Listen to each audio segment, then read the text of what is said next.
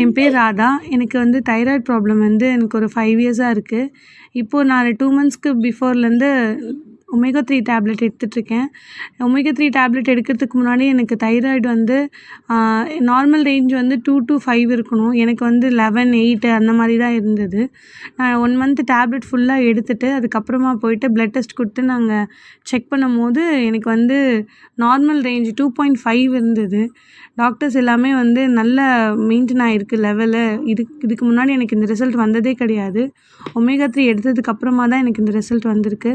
So வந்து doctors கேட்டதுக்கு நீங்கள் ஒமேகா 3யும் கண்டினியூ பண்ணுங்கள், தைராய்டு டேப்லெட்டும் கண்டினியூ பண்ணுங்கள் அப்படின்னு சொன்னாங்க.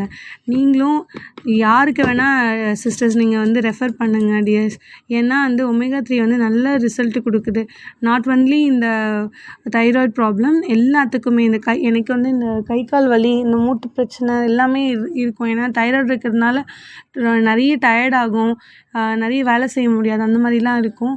எனக்கு இப்போ அந்த மாதிரி எதுவுமே இல்லை, நான் ஆக்டிவாகவே இருக்கேன்.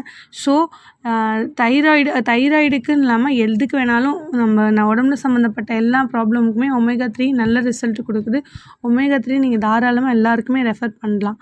ஓகேங்களா?